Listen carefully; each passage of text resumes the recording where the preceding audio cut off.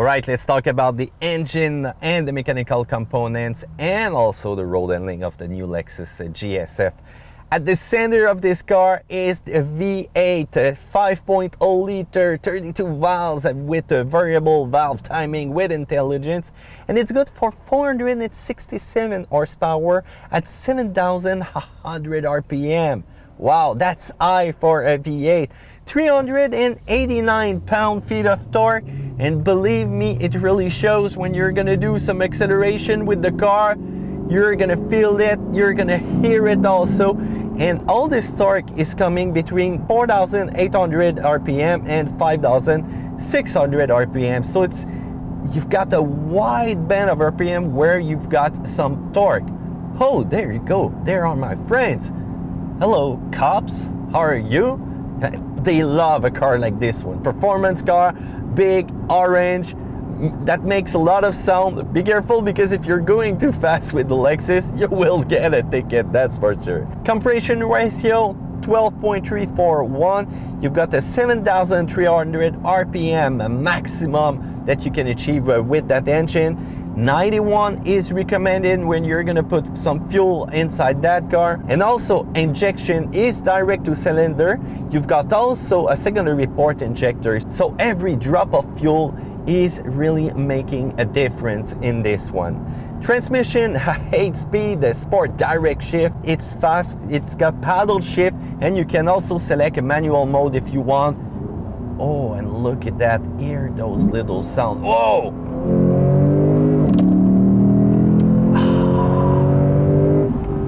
And that little popcorn nose directly coming out of that exhaust, I really like that. Acceleration are fun when you combine those two mechanical components, and also please remember that if you select the manual mode, well, the car won't change gear. It will wait for you, and you might hit the red line if you don't check your little light there. That's gonna tell you that it's probably time to change the gear. Love that sound of acceleration with that Lexus right now. We're not used to seeing such a fast Lexus out there. Go back a few years and yes, Lexus were boring car, not that fast, not that fun to drive. But right now with the GS F, things have changed, and I'm really happy about that. Also, you've got a nice piece of technology in the rear. It's called the TVD. Right there by the selection of a button, you can press, it will send the torque to one side or another depending on the situation that you're gonna face.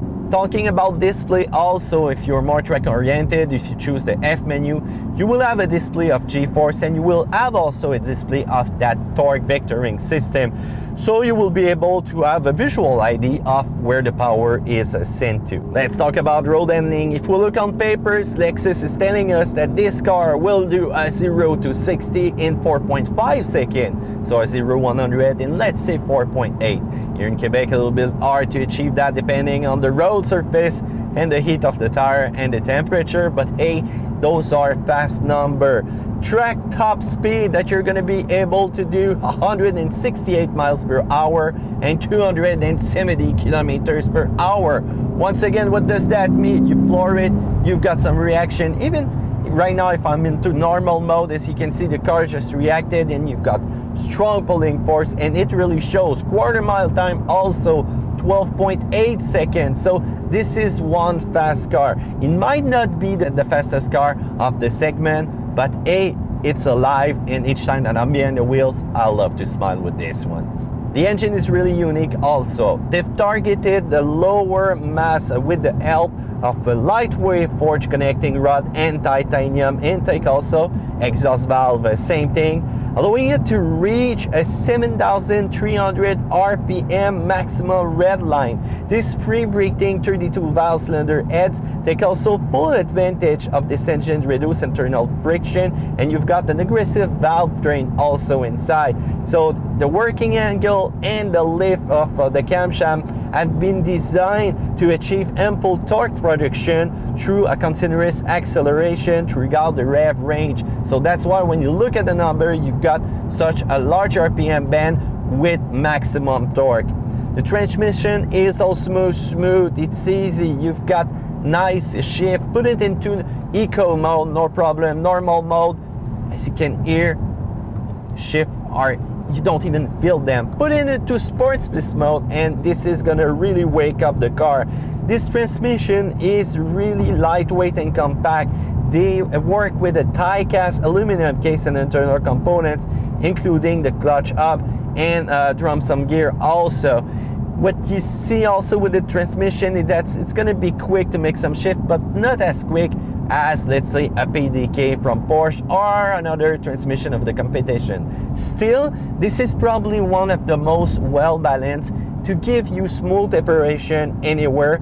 And also you've got a nice conception that they're going to give you really quick shift because you've got a high efficiency oil pump also inside, ultra compact, high pressure, large fuel volume solenoid that have been also designed to reduce, once again, the frictional and mechanical loss. So really a nice piece of technology right now that you can find inside the transmission. Getting a car to stop is also really important when you're going to be rolling on a track and in everyday use. So to stop a sports car, you need big brakes. And when you look at that through the front wheel, you can see that these brakes are really big. 15 inches, Brembo setup, nice and big caliper, and also the color, I love them. You're going to be able to do a quick stop. And when you look also at the disc brake, they're slotted. So once again, heat, dust and everything like that that sometimes usually have an impact on brake and make a lot of fading. Well, you won't feel that much with the Lexus brake. If you look in the rear, it's 13.6 inches, not too bad, also a good side. Once again, they're slotted also for maximum efficiency. Let's talk about the different driving mode that you're gonna find in the Lexus. Well, starting with the normal mode. Normal, it's the smoothest, it's the most well-balanced setup that you can have. Quality of driving, a peace of mind, normal is excellent, but it's also more excellent when you're gonna need to do an acceleration, do a passing on the highway. It's gonna be there to respond, not as fast as the sports or sports plus mode, but still it's gonna be reactive. If you're more into fuel economy, well, there's an eco mode. When you put it into eco mode, as you saw, the car just changed, you don't hear a lot of noise. And gone is also the revolution per minute in front of me. What I see is some kind of blue display, a lot of fangs in some sort of way. And if I accelerate too much, well, the blue display is going to completely disappear. And if I let go of the gas accelerator or just be smooth, it's going to be filled up with blue. So once again, this is going to tell me that I've got really a good eco driving. When you're riding also in eco mode, there's another thing that changed, and it's the climatization. Heating, cooling capacity and airflow of the climate control are adjusted lower for engine speed and also compression operation. If the outside temperature is over 68 degrees Fahrenheit or higher, well, you're going to see that the air conditioner will automatically switch the recirculation mode for a certain period of time. So once again, they're reducing everything that can consume power in the car. Normal mode, switch it to that. It's a little bit more lively, but when you want to get into real thing, you put it into Sports S mode. So this one will make more powerful acceleration. The car will feel really more lively. It's more performance oriented with a control engine output and throttle opening from the powertrain. Also, simultaneously, the engine and transmission and other key components become more powerful and responsive in terms of power output and vehicle acceleration. Where things get really serious is the Sports Plus mode. This mode is perfect for the track. If you want performance to be really more lively with the car, and when you put it into sports mode, you hear that gear change.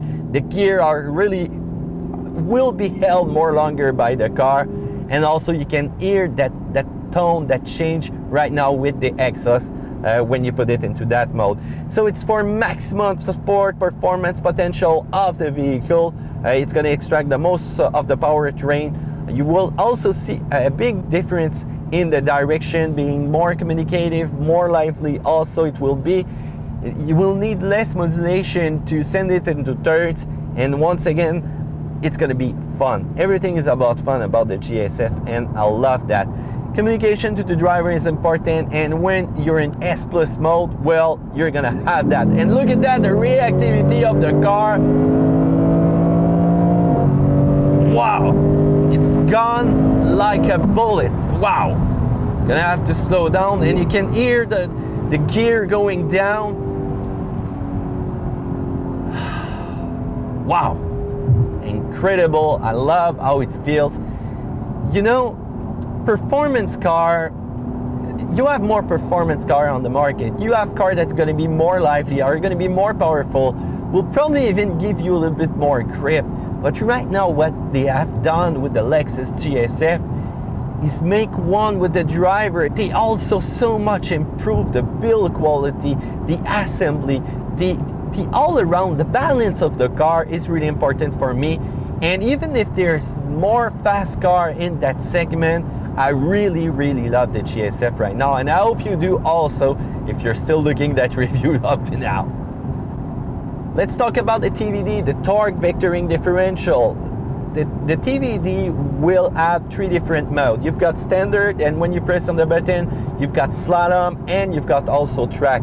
The difference between all those modes is going to be how fast it's going to react, or even how much power is going to be sent to one side or another of the wheels. Let's talk about slalom. Well, slalom will put more emphasis on the direction, on the response when you're going to be in some corners, you know, right, left, you want the car to be fast around those corners. You don't want to achieve a lot of high speed, but what you want is agility. So it will really reflect the agility of a car with a much smaller wheelbase, sending maximum power through the wheels at the exterior of the turn. You will also see the display is going to be more reactive, more different between the two lines when you're going to check that and put that into that mode. Track mode, well, it's really for high speed. It's really also about maximum traction. You want to be able to exit a corner and have that maximum grip to really achieve the most speed possible and accelerate with confidence. This system is really fast. It's going to be able to react depending on the condition, your direction, and the setting that you choose between a 1,000 of a second. So once again, lightning quick to get you the most grip possible. Michelin tires are also offering a good grip. Be careful though if you remove all the settings in bad weather, because it might get a little bit slippery with all that power. If you want the ultimate driving experience, you need to go into expert mode. I save you this one for last. If you switch it into sports plus mode, you're gonna be ready for the track. But let's say that you're a driver that wants to go past the limit, past where those nasty security system will hold you to go over. Well, press the traction control button and you're gonna see VSCs turn off. You're gonna see a yellow expert indicator right there appearing, and this will mean business. No traction control, no stability system, and yes, the car is ready to go to the maximum that you're going to be able to bring it to. It might not be appropriate for everyday use on the road, but once again, if you're on the track and if you want to push the limit, well, feel free to move into expert mode. Security is important also in sports car. You've got the latest security feature from Lexus, as they call it, the standard Lexus Safety System Plus. Well, it's automatic headlights. You've got also cruise control with detection of the vehicle in front of you, collision warning, lane departure alert, and this system can be really sensitive. You can adjust the setting to make it really, really sensible. So if it's too sensible for you, feel free to go into the menu and change those settings, because right now, as you can see, it's gonna correct the car, but it doesn't give a lot of assistance before it tells you to grab the wheels. Besides that, you've got a tons of airbag also in the car. You've got some seats that will hold you so much in place when you're going to be in that turn. They're not as aggressive as the competition seat. Some have really, really big slumber support. You feel like you're driving in some kind of cocoon like this. But what we like about the Lexus is how well the seats hold you in place. And it's perfect also for long roads, so you won't get tired. It's the perfect mix. Once again, Lexus has achieved really a good balance between the performance size of the car, a car that is ready to go on track, and also an everyday use car, well, a sports car. Let's talk about fuel consumption. Usually I don't like to talk about sports car and fuel consumption. Those things usually doesn't mix. But hey, 14.9 around the city, it might seem a little bit high, but this is a V8 5.0 liter with 467 horsepower. And once again, when you're gonna be driving, good luck if you achieve that even in the city, because you will see that this car is so much thrill to drive. You might be stepping on it a little bit too much to really achieve that good fuel consumption. But let's say that you're on the highway on a long road trip, you might probably be able to reach that number, which is 9.7 liter per 100. So once again, the 8 gear is gonna help you to save a maximum of fuel. But I don't want to talk about my personal fuel consumption because it's the first car that I filled 3 times during the week, because I had so much pleasure of driving it. Probably a little bit too fast. That's probably because of the weight on the gas pedal. I don't know, there's something wrong with this one. But if you want to know my personal fuel consumption that I did, feel free to ask in the comment section down below. How about one last for the road? Whoa! Oh! And braking. Happy man.